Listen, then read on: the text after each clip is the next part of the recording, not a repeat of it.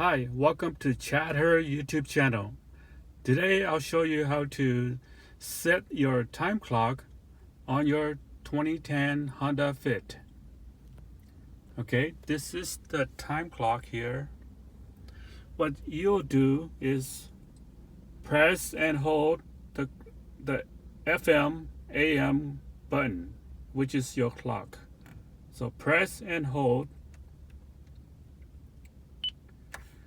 As you can see, the clock is blinking. Now, as you can see here, the H is for hour, and the M is for minutes, and the R is for reset. If you press this button, it will go to 12 o'clock.